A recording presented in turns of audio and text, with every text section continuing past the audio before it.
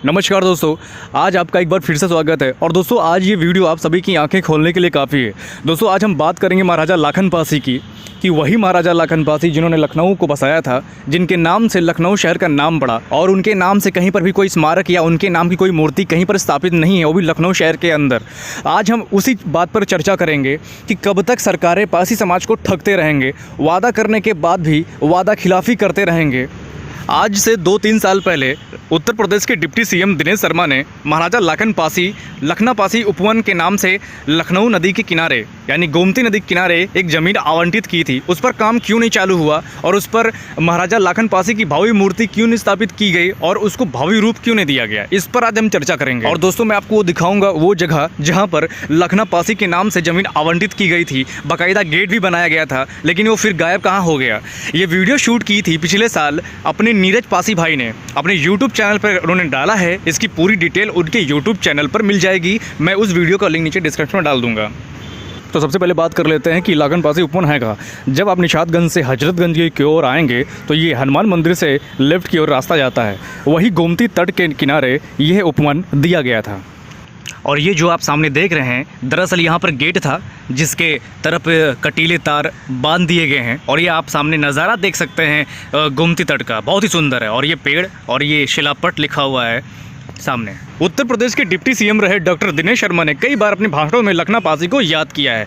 और यहाँ पर महाराजा लखना पासी उपवन का उद्घाटन बहुत पहले हो चुका था, लेकिन काम नहीं शुरू हुआ। और ये शिलापट आप बाकायदा सामने देख सकते हैं, वीडियो पॉज करके आप पढ़ भी सकते हैं और आगे बढ़ते हैं। और ये बड़ी खेत की बात है कि लखनऊ को बसाने वाले महाराजा लाखन पासी के नाम से कहीं पर भी एक उपवन नहीं है, और उपवन दिया भी गया तो उसका काम रुका हुआ है, क्यों पता नहीं। और दूसरी बात यह है कि कई बार अपने भाषणों में उत्तर प्रदेश के मुख्यमंत्री योगी आदित्यनाथ ने भी कई बार जिक्र किया पाठ्यक्रम में शामिल करने के लिए, लेकिन फिर भी नहीं किया। अब ये इनकी क्या मंशा है, या हमारा समाज अभी सो रहा है, या अभी तक हमारे समाज में कोई ऐसे व्यक्ति का जन्म लेना बाकी है। खैर, गलतियां तो कुछ अपने समाज के लोगों की भी हैं, जो अपनी बात वहां पर सत्ता में होने के बावजूद भी पहुंचा नहीं पाते, और ऐसे लोगों को भी समाज कभी माफ नहीं करेगा। और खैर, इसके अलावा भी सरकारें भी अपनी आंखें मूंद कर बैठी हैं, जो कभी लखना पासी को भाषणों में याद किया करते थे, पाठ्यक्रम में शामिल करने की बात किया करते थे। इसमें लाखन पासी का नाम भी दिया गया, झलकारी देवी का नाम दिया गया, उदा देवी को भी हमने स्थान दिया है। पाठ्यक्रम में सबको हम शामिल कर रहे हैं।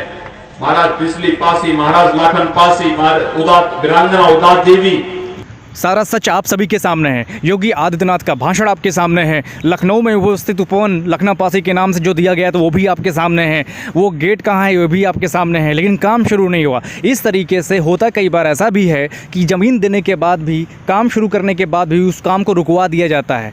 ये सिर्फ एक साजिश है और कुछ नहीं, मात्र पासी समाज को बरगलाने का, उनको ठगने का। और ऐसा नहीं है कि साक्ष्य नहीं है, पूरा साक्ष्य है महाराजा लाखन पासी के नाम से। और यहाँ तक कि लखनऊ में खुदाई होती है, खुदाई में भी 2 कुएं निकलते हैं, जो 2015 की पेपर कटिंग में बाकायदा उनके नाम से छपता है। यहाँ तक कि लाखन पासी के नाम से बड़े बड़े अक्षरों में छपता है। और जो खबर छपी भी थी उसकी पूरी डिटेल आगे देखिए। और दोस्तों सबसे बड़ी बात यह है कि जो इतिहास है पासी समाज का हर जगह विद्यमान है, पुराने इतिहास में, पुराने अभिलेखों में मिल जाता है। यहाँ तक कि खुदाई होती है तब भी पासियों के अवशेष मिलते हैं। ये पेपर कटिंग है हिंदुस्तान की, 2015 में खुदाई हुई थी। कहाँ की? लखनऊ की। लखनऊ में गोमती नदी की सफाई चल रही थी, तो वहाँ पर खुदाई हुई, सफाई हुई, तो वहाँ पर लाखन पासी यानी महाराजा लाखन पासी, जिन्होंने लखनऊ का निर्माता कहा जाता है, जिन्होंने इस शहर को बसाया था, उनके 2 कुएं मिले। जो ये सामने आपको दिख रहा है ना, ये 2 कुएं जो आप दिख रहा है ये मिले। और यही नहीं, महाराजा लाखन पासी को पाठ्यक्रम का हिस्सा बनाने की बात भी योगी आदित्यनाथ ने खुले मंच से कहा था, लेकिन फिर भी वो वादा पूरा नहीं किया गया। सामने साक्ष्य है, सबूत है, खुदाई हुई, महाराजा लाखन पासी के बारे में निकला भी, पेपर में निकला, अवशेष मिले, लेकिन फिर भी ये दोहरा रवैया क्यों अपनाया जा रहा है पासी समाज के लिए। तो जब ये अवशेष मिले तब वहाँ पे जो एमपी सिंह वरिष्ठ वन अधिकारी थे, तो उनका भी स्टेटमेंट था। आप उसको भी पढ़िए, क्या लिखते हैं, ये क्या बताते हैं। ये स्टेटमेंट इनका क्या था? 1ली सदी से 11वीं सदी तक यानी 1000 साल तक अवध पर पासियों का राज था।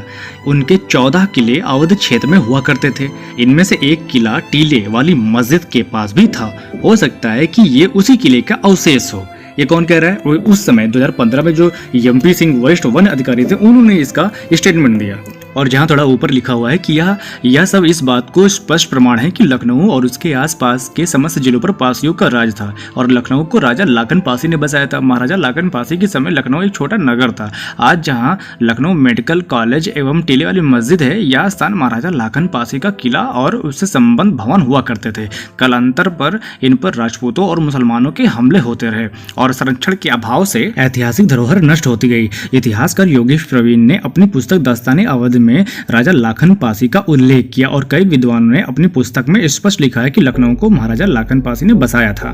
तो देखा दोस्तों, प्रमाण भी है, बताइए खुदाई भी हुई, उसके साक्ष्य भी मिलते हैं, लेकिन फिर भी पाठ्यक्रम में शामिल नहीं किया जा रहा है। यह मात्र एक छलावा है, बिल्कुल छलावा है। और ये छलावा कब तक होता रहेगा? दोस्तों वीडियो आपने देखा और वीडियो में कई सारी जानकारियाँ आपने देखा। अब आप लोग नीचे कमेंट करके आप खुद बताइए कि आखिर अगर ज़मीन को आवंटित किया गया था या नहीं किया गया था, आखिर सच क्या है और उस पर काम शुरू भी हुआ था तो काम शुरू होने के बाद बंद क्यों हुआ, ये सब इसके पीछे क्या कारण है, इस पर आप सभी लोग अपनी प्रतिक्रिया ज़रूर दीजिएगा और वीडियो ज़्यादा से ज़्यादा शेयर कीजिएगा ताकि जो ये जानकारी किसी को नहीं पता है, ये जानकारी मालूम होना ज़रूरी है। जाते जाते फिर एक सवाल में छोड़ के जाता हूँ कि आखिर महाराजा लाखन पासी के नाम से उपवन का काम पूरा क्यों नहीं हुआ और क्या ये उपवन खतरे में है या ये सारी जिम्मेदारियाँ आज के नवयुवकों को उठानी पड़ेगी?